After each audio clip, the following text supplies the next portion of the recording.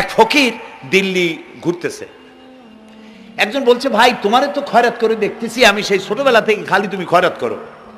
একটা জিনিস আপনারা মনে রাখবেন, গরিব, আজকে যারা গরিব পরিশ্রমের মধ্য দিয়ে কালকে তারা ধনী হতে পারে, কিন্তু যারা ভিক্ষুক, যারা ভিক্ষা করে, জিন্দেগিতে কোনোদিন তারা বড় হতে পারবে না। ভিক্ষা করা যাদের অভ্যাস, জীবনেও বাড়ি করতে পারবে না, জীবনেও ধনী হইতে পারবে না, কিন্তু গরিব ধনী হইতে পারবে। কারণ হলো আল্লাহর কাছে দুইটা বৈধ জিনিস অত্যন্ত ঘৃণিত। কয়টা? একটা হলো তালাক, আর একটা হলো ভিক্ষাবৃত্তি, মানুষের কাছে চাওয়া। আল্লাহ পছন্দ করেন না। তো ভিক্ষুক ঘুরতেছে, একটা লোক বলল, মিয়া তোমার তো সারা জীবনই খরচ করতে দেখি। খরচ করবো না, করবো কি? যার কাছে যাই সে দেয় 4 আনা 2 আনা 1 টাকা, এর বেশি তো দেয় না, তে দিয়ে আমি কেমনে বড় লোক হবো?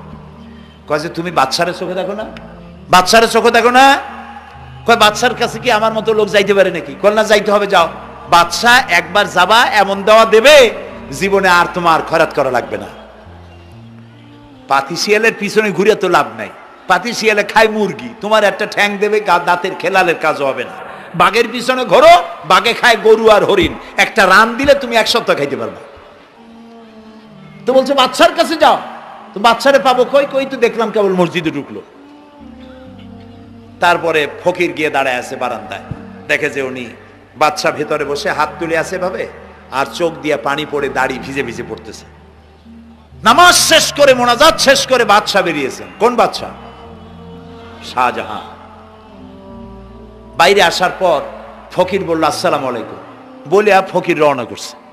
বাদশা বলে, দাঁড়াও, তুমি যে রওনা করলা, তোমার তো ভিক্ষুক মনে হয়, আর লোকেরা যারা ভিক্ষুক না তারাও তো আমার কাছে চায়, আর তুমি তো ভিক্ষুক, চাইলে না কেন কিছু? ভিক্ষুক বলে, জাহাপানা,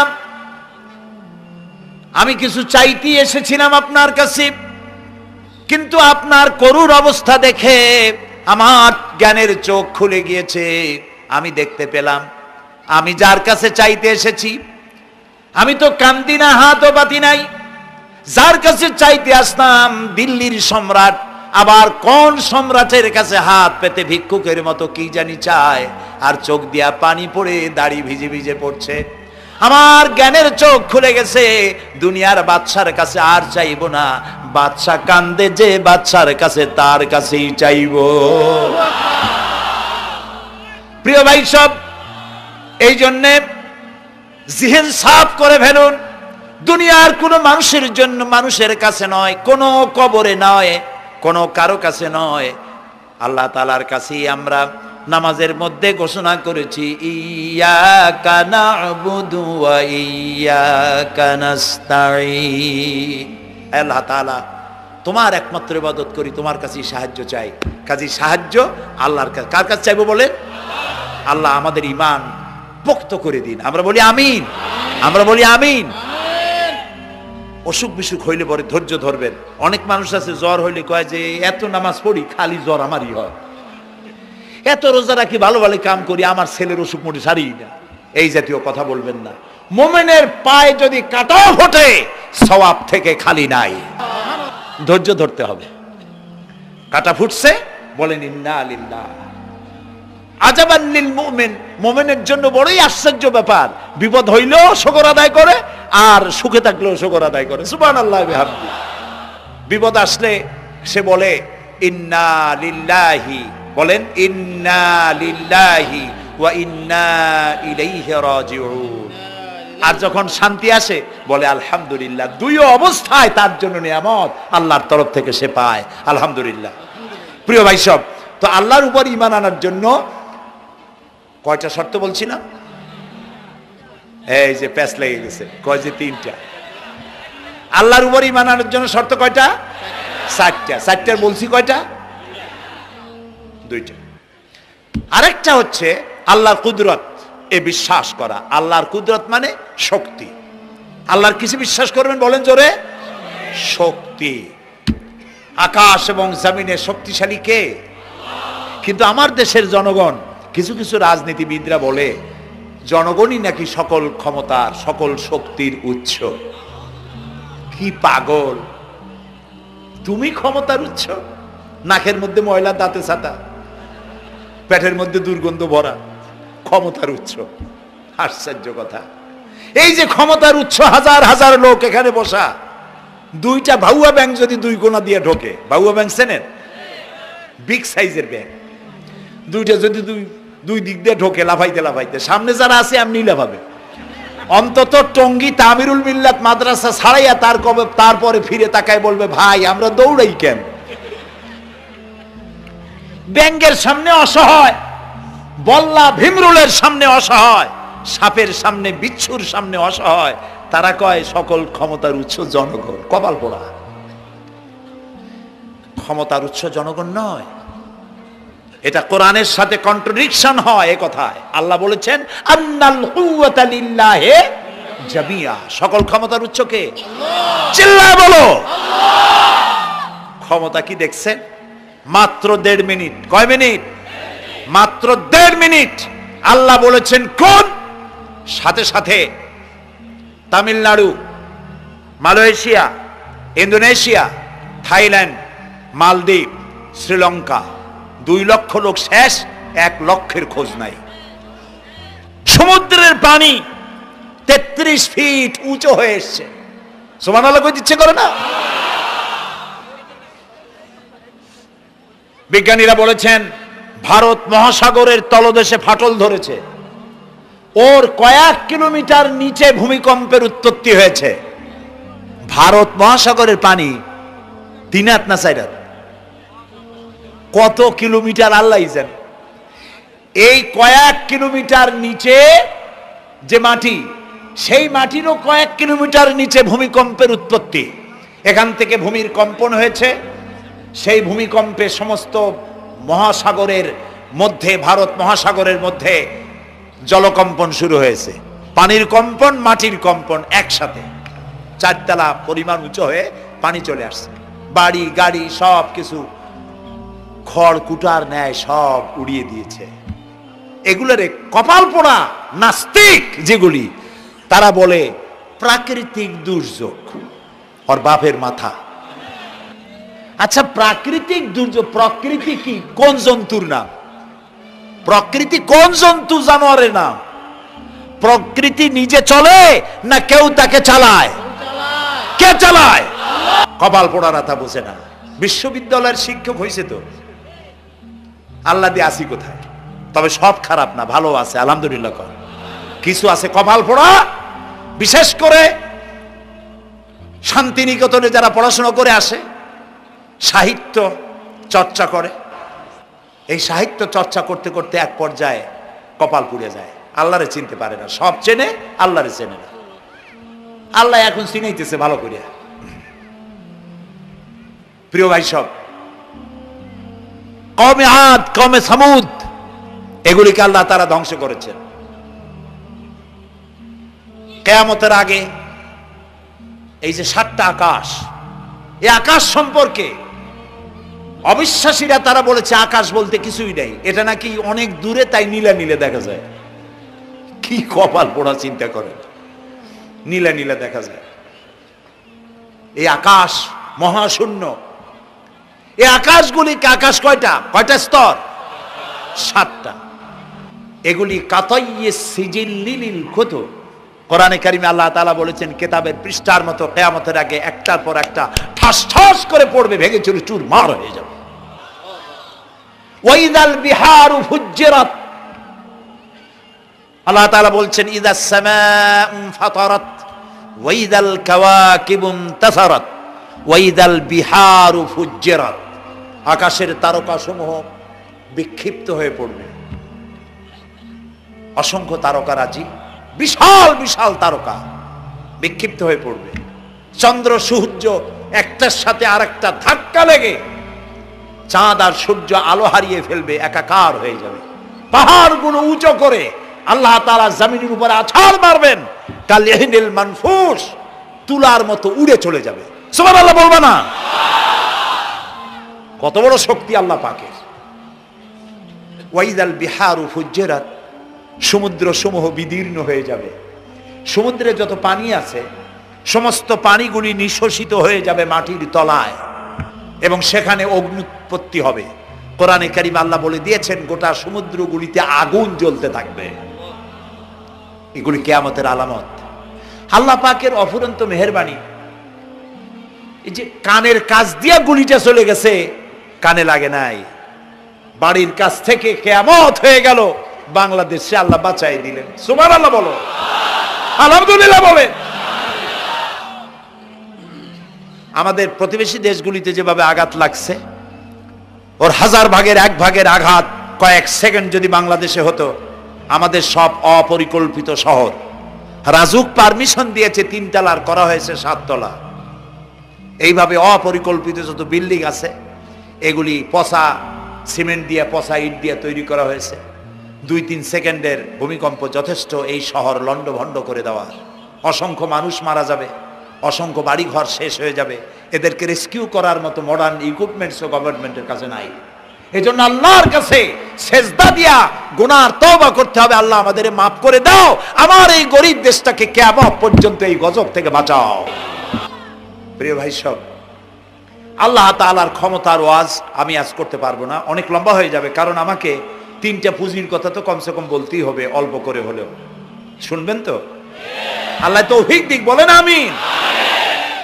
তো আল্লাহ তাআলার ক্ষমতায় বিশ্বাস করা, তার প্রচন্ড ক্ষমতা, যা খুশি তাই বলেন করতে পারেন। মরাকে জিন্দাকে মারতে পারেন, মরুভূমিতে ফুল ফুটাতে পারেন। সুবহানাল্লাহ, যা খুশি তাই করতে পারেন। এই শক্তি সহকারে আল্লাহকে বিশ্বাস করতে হবে।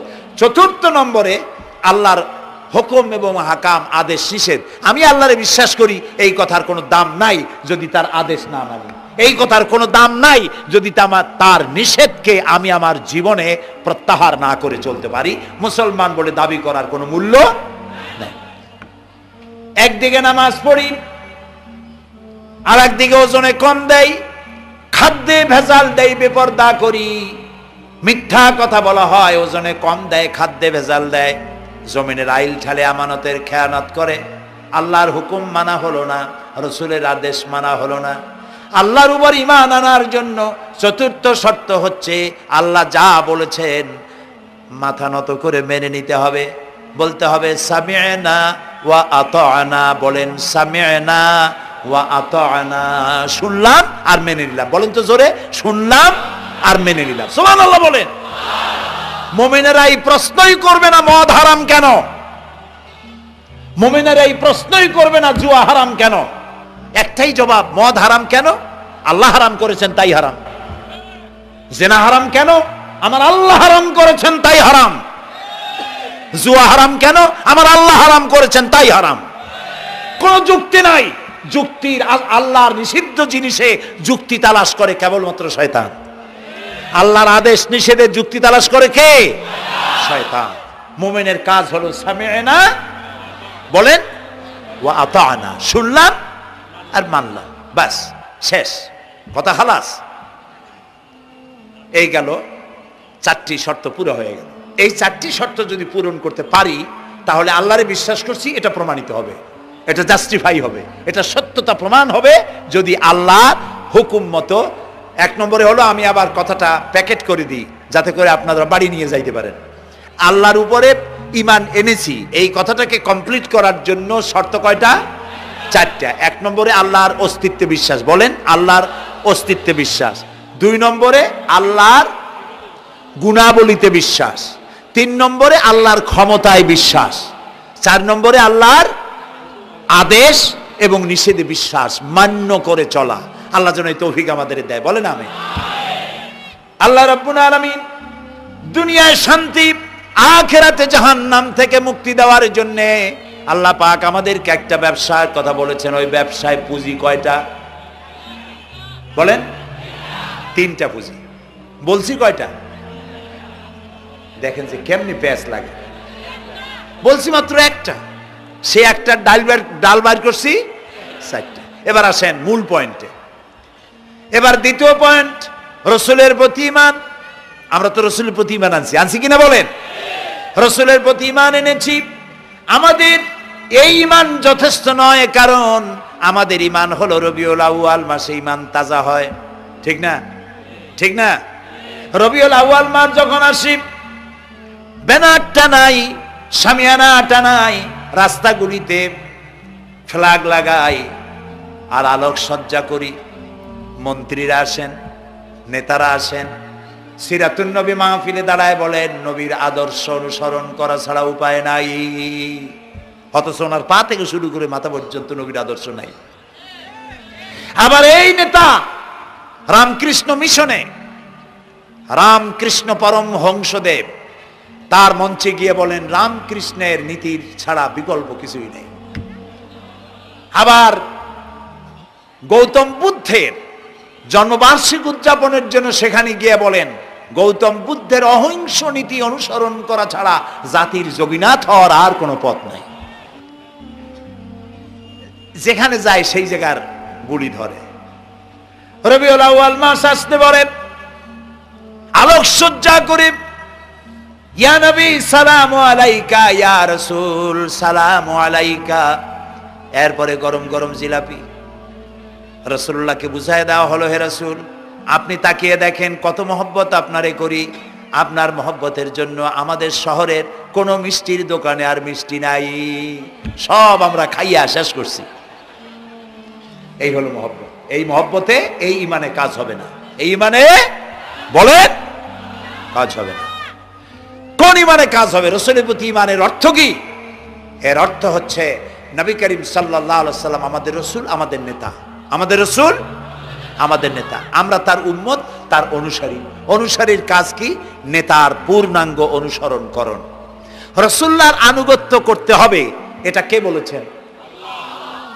আল্লাহ রাব্বুল আলামিন সূরা আলে ইমরানের মধ্যে বলেছেন কুল ইন কুনতুম তুহিব্বুনাল্লাহা ফাত্তাবিউনি ইউহিব্বুকুমুল্লাহ ওয়া ইয়াগফির লাকুম যুনুবাকুম আল্লাহু গফুরুর রহিম।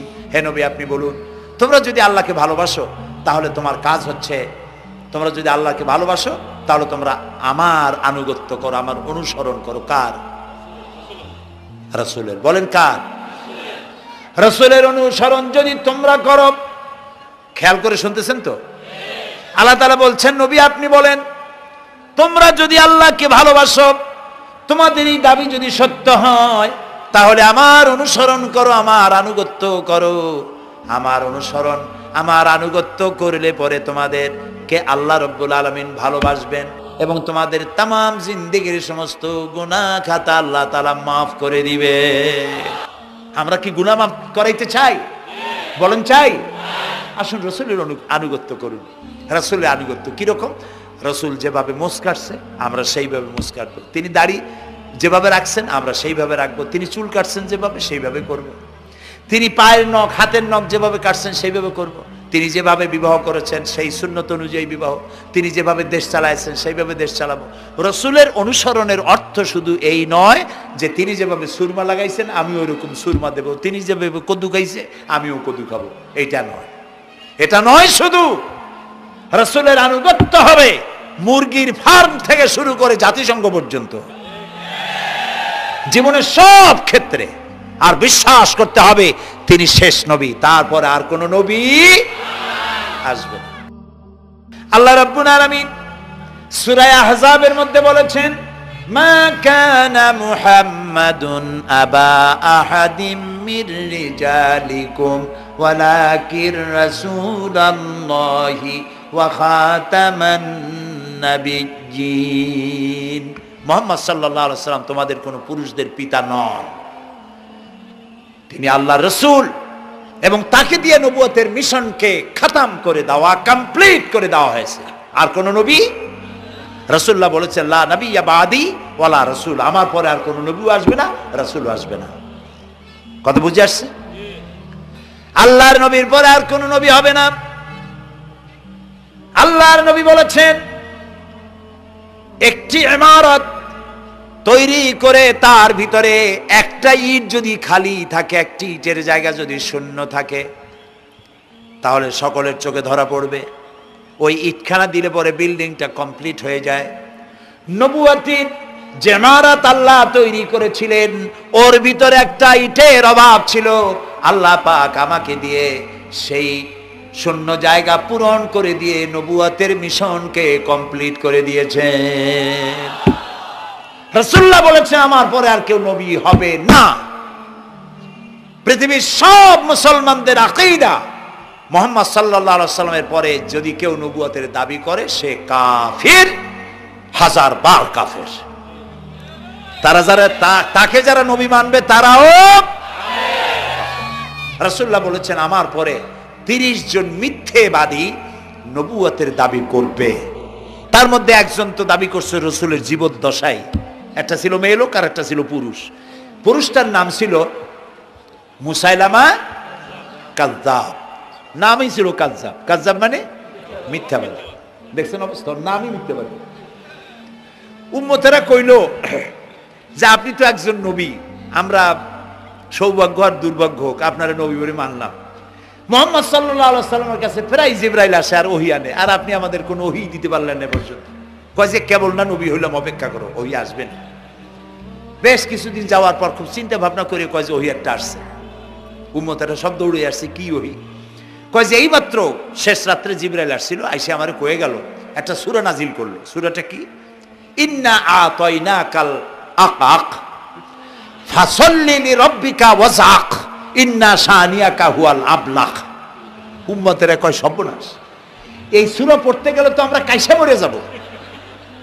এর অর্থ তো খুব বিকায়দা। কি সূরা নাজিল হলো আপনার উপরে? ইন্না আতাইনাকাল আকাক মানে আমি তোমাকে হুতুম পেশা দান করেছি, সুতরাং তুমি তোমার প্রভুর উদ্দেশ্যে নামাজ পড়ো আর চিৎকার মারো, কারণ তোমার শত্রুরা সাদা এবং কালো বর্ণের। আমরা তো আগামাথা কিছু বুঝলাম না, কি ওই? আচ্ছা ঠিক আছে, পয়গম্বর মুহাম্মদ সাল্লাল্লাহু আলাইহি সাল্লামকে তার উম্মতেরা নিয়ে যায় তাদের বাগানে, মাঝে মধ্যে নিয়ে যায়। নিলে পরে যে কুয়ায় পানি থাকে না, শূন্য কুয়া পানিতে ভরে যায়। যে গাছতলা দিয়ে তিনি হেঁটে যান, যে খেজুর গাছে খেজুর নাই সেই গাছতলা দিয়ে রাসূল হেঁটে গেলেন, গাছে ফল ধরে যায়। আপনি তো এরকম কিছু দেখাইতে পারেন না। কয় তোমরা তো আমার নেও না, চলো না যাই। নিয়ে গেছে, যাইয়া দেখে যে কুয়ার পাড় দিয়ে যায়, যে কুয়ায় পানি থাকে তা থাকে না, শুকায় যায়। যে গাছ তলায় দিয়ে যায় ওই গাছে খোরমা থাকলে সাথে সাথে খরগুড়ি ঝরে যায়। উম্মতের কয় কি একটা কপাল পড়া নবী পাইলাম বাকি। আল্লাহ তারে শেষ করছে দুনিয়া থেকে, জাহান্নামে চলে গেছে। সেই মহিলাটাও গেছে, সেও গেছে। রাসূলুল্লাহ বলেছেন এইরকম 30 জন মিথ্যাবাদী নবুয়তের দাবি করবে কিয়ামতের আগ পর্যন্ত। গোলাম আহমদ কাদিয়ানী, এ হলো ইতিহাসে আমরা যদ্য পাই তার পর্যন্ত 28 জন হয়েছে। মুহাম্মদ সাল্লাল্লাহু আলাইহি সাল্লামের ইন্তেকালের পর ওকে নিয়ে হয়েছে 28 জন। কয়জন হইল? বাকি আছে কয়জন? তাই বলে কিয়ামত যে এই 2 জন হইলি আগামী বছর বা 5-6 বছরের মধ্যে কিয়ামত হবে ওইটা চিন্তা করেন না। এই পৃথিবীতে একটা লোক আল্লাহ শব্দ উচ্চারণ করার যদি থাকে কিয়ামত সে পর্যন্ত হবে না। সুতরাং বহুত দেরি আছে কিয়ামতে। তবে ওর মতো আরো শয়তান 2 জন আসবে। গোলাম আহমদ কাদিয়ানী বলল আমি পয়গম্বর, আমি নবী, আমার উপরে ওহী আসে। তো তার সঙ্গে ওই যুগের বড় আলেম মাওলানা আতাউল্লাহ শাহ বুখারী রহমতুল্লাহ আলাইহি তিনি বললেন, আচ্ছা তুমি যে নবুয়তের দাবি করো এই শক্তি তুমি পাও কই? কয় যে আমার শক্তি তো কোরআন, কোরআনের মধ্যেই আছে আমার কথা। কোথায়? কয় সূরা সফের মধ্যে আছে। ইয়াতি মিন বাদি ইসমুহু আহমদ। ঈসা আলাইহিস সালাম আমার ব্যাপারে ফোরকাস্ট করেছেন, ভবিষ্যৎবাণী দিয়েছেন যে আমার পরে একজন আসবে তার নাম হবে আহমদ, আমি তো সেই আহমদ। মাওলানা বুখারী বলছেন বেকুব, ঈসা আলাইহিস সালাম যার কথা বলেছেন তার নাম, ঈসা আলাইহিস সালাম যার কথা বলেছেন তার নাম হলো ফকাত আহমদ, আর তোমার নাম হলো গোলাম আহমদ। তাহলে এতে করে বোঝা যায় ঈসা আলাইহিস সালাম যার কথা বলেছেন তুমি সেই আহমদের গোলাম, তো তুমি নবুয়তের দাবি করো কেন? গোলাম আহমদ কয় যে হুজুর আমার নামের আগে গোলাম বৈশা একটু সমস্যা হয়েছে, ঠিক, তো গোলামটারে যদি বাদ দেই তাহলে তার আপনি আপত্তি করতে পারেন না আমি আহমদ থাকি আর আপনি আমার উম্মত হয়ে যান। আমি আমার কথা ঈসা আলাইহিস সালাম বলেছেন। মাওলানা বুখারী বলছেন দেখো তোমার ফতোয়া অনুযায়ী তুমি বলছো নামের প্রথম অংশ বাদ দিয়া শেষের অংশ নিয়ে তোমার উপর ঈমান আনতে, তাহলে আমি আমার নাম আতা আল্লাহ, তোমার ফতোয়া অনুযায়ী আমার নামের প্রথম অংশ বাদ দিলাম, আতা গেছে, থাকছে আল্লাহ। আর আল্লাহ হয়ে বলছি তোর মতো গাধারে আমি নবুয়ত দেই নেই। এরপর এই শয়তানের মৌত হলো কোথায় বলেন? কোথায়? পায়খানার ভিতরে। এই কাদিয়ানীরা, গোলাম মোহাম্মদ কাদিয়ানী কাফের, ওরে যারা নবী বলে মানে তারাও কাফের। প্রিয় ভাই সব, পৃথিবীর 48টি মুসলিম দেশ কাদিয়ানীদেরকে নন মুসলিম মাইনরিটি হিসেবে ঘোষণা দিয়েছে রাষ্ট্রীয়ভাবে। সৌদি গভর্নমেন্ট আইন পাশ করেছে কিয়ামত পর্যন্ত কাদিয়ানীরা মক্কা মদিনায় প্রবেশ করতে পারবে না। কাজী তাদের ব্যাপারে উচ্চবাচ্য কথা বলতে গিয়ে ব্যারিস্টার হন, আইনজীবী হন, যেই হন, খতমে নবুয়তের আন্দোলন যারা করে তাদের ব্যাপারে কথা বলতে গিয়ে মুখ সামনে কথা বলবেন। এদেশের মানুষ শহীদ হয়ে যাবে, কাদিয়ানীদেরকে বরদাস্ত করবে না। আমাদের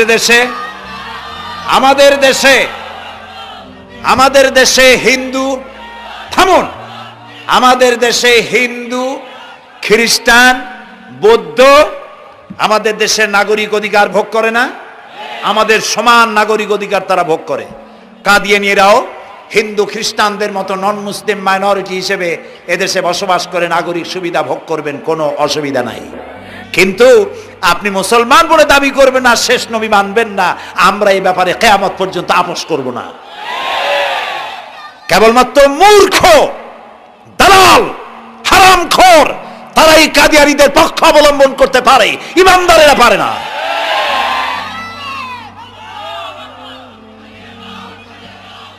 কাদিয়ানীরা যে সব মসজিদ তৈরি করে, এগুলি মসজিদ নয়, এগুলি উপাসনালয়। হিন্দুদের মন্দিরকে যেভাবে আমরা সম্মান করি, ওদের উপাসনালয়কে সম্মান করি। কিন্তু কাদিয়ানীরা যতদিন মুসলমান নামের পরিচয় দিতে থাকবেন, আমরা আমাদের অধিকার আদায়ের জন্য সুশৃঙ্খলভাবে গণতান্ত্রিক পদ্ধতিতে আমরা এই অধিকার আদায়ের চেষ্টা করব। খতমে নবুয়তের আন্দোলন কোনো রাজনৈতিক আন্দোলন নয়, এটি আমাদের ঈমানের আন্দোলন। যারা আন্দোলন করতেছেন তারা আমাদের ফরজে কিফায়ার দায়িত্ব পালন করছেন। প্রিয় ভাই সব, রাসূলের প্রতি ঈমান আনতে হলে এরকম ঈমান আনতে হবে, তারপরে আর কোনো নবী আসবে না। তারপরে কথা হলো তাকে অনুসরণ করতে হবে পায়ের নখকাটা থেকে শুরু করে মাথার চুল পর্যন্ত, জীবনের সব ক্ষেত্রে রাসূলের অনুসরণ করতে হবে। তিনি সেনাপতি ছিলেন, শ্রমিক ছিলেন, পিতা ছিলেন, নানা ছিলেন, স্বামী ছিলেন, ঠিক না? তিনি রাষ্ট্রপ্রধানও ছিলেন। প্রিয় ভাই সব, এই যে আল্লাহ রাব্বুল আলামিন মুসলমানদেরকে পৃথিবীর মধ্যে সবথেকে বেশি শান্তি প্রিয় করেছেন, কোন আলহামদুলিল্লাহ। তোমরা আমার মক্কা যাইয়া দেখো, মক্কা মদিনায় যাইয়া দেখো, আমাদের কও সন্ত্রাসী। মক্কা মদিনায় লক্ষ লক্ষ মানুষ এই যে সব চলে গেছে, এখন কোথায় গেছে? সারা পৃথিবী থেকে মানুষের এখন ছুটছে, পৌঁছে গেছে, আর পথে আছে, প্লেনে আছে, নদীতে আছে, গাড়িতে আছে। সুবহানাল্লাহ, লক্ষ লক্ষ মানুষ চলে গেছে, সবার একই ড্রেস, একই গন্তব্য, একই স্লোগান, লাব্বাইক আল্লাহুম্মা লাব্বাইক।